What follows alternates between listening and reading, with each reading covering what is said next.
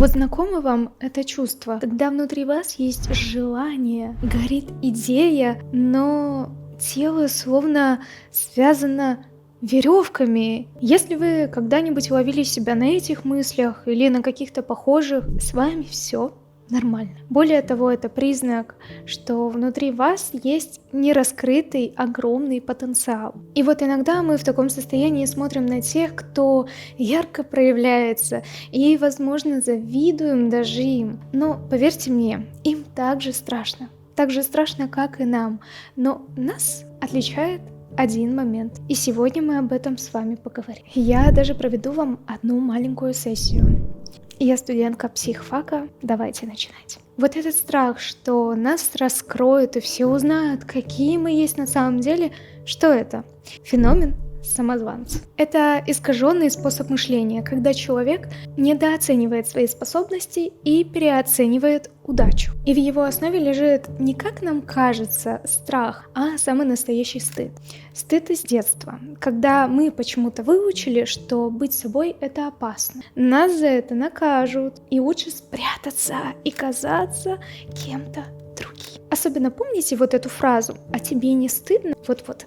Это оно. И поверьте мне, я знаю это не понаслышке. Когда я только начинала вести этот YouTube-канал, меня буквально трясло о мысли, что я сейчас буду записывать видео. Можете посмотреть старые мои видео, и вы поймете вот этот вот вайб, вы прям прощупаете, насколько мне было некомфортно. Что же будет? А что же скажут обо мне мои друзья? Господи. И вот этот страх быть раскрытой не давал мне нажать на кнопку записи несколько месяцев. И внимание, феномен самозванца — это на самом деле не значит, что мы лжем другим людям. Это значит, что мы временно поверили в ложь своего мозга о себе. Но знаешь, что самое страшное? Этот страх не просто мешает нам жить. Нет, он в буквальном смысле сжирает всю нашу энергию, благодаря которой мы живем. И сейчас я объясню, как работает этот механизм. Вот представьте, на все наше желание, на любой наш импульс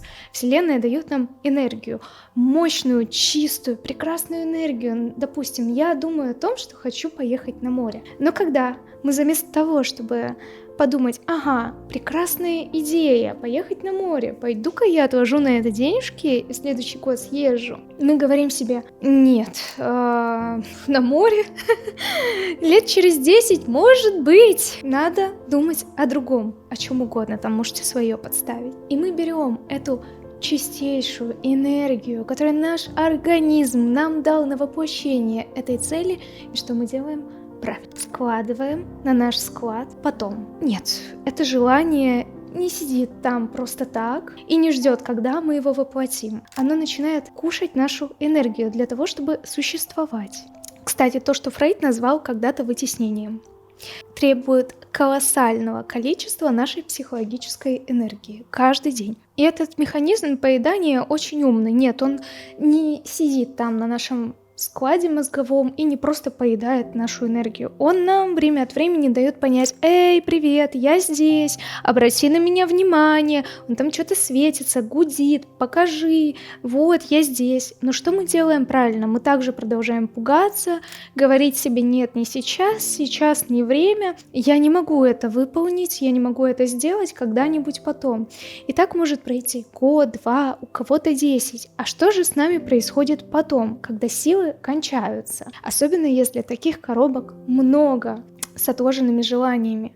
А происходит всеми любимое наше выгорание. Выгорание не от истощения, а выгорание наоборот, от переизбытка. Переизбытка тех нереализованных желаний, которые мы складываем в нашей голове. И вот мы устали. Устали не потому что слабые, не потому что не отдохнули, а потому что таскаем весь этот склад нереализованных желаний, всей этой мощи на себе. И то, что должно нам, по идее, отдавать энергию, забирает у нас ее еще больше.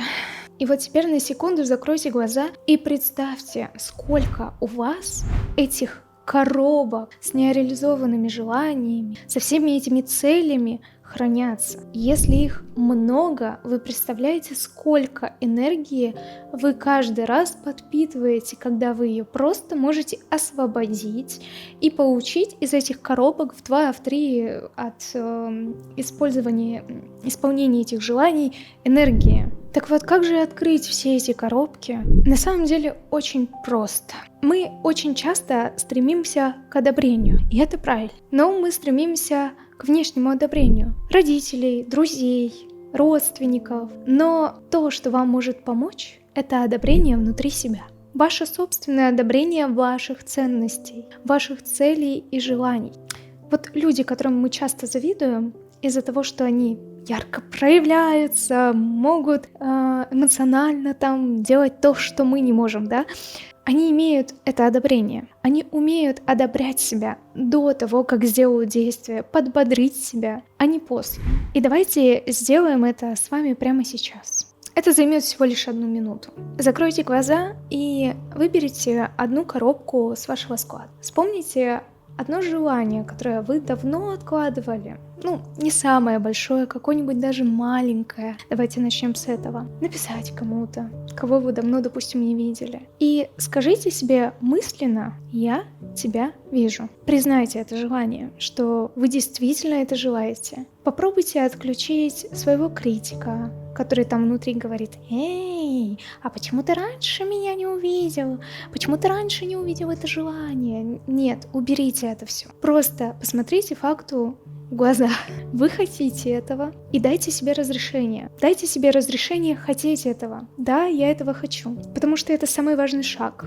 Во всем этом принятии и как перестать быть собой, важно разрешить себе быть собой. Разрешить себе хотеть те вещи, которые вы хотите. Испытывать те чувства, которые вы испытываете. Даже если это чувства негативные, не нравятся вам, и если эти желания вам не нравятся, разрешить себе быть таким, потому что именно это вас делает собой. Все то плохое, от чего вы пытаетесь убежать, это на самом деле вы. Это то, кем вы являетесь. В хорошем смысле, не в плохом. Потому что без этого плохого не было вас хорошего, не было тех черт, которые вы так сильно в себе любите. Я надеюсь, что любите.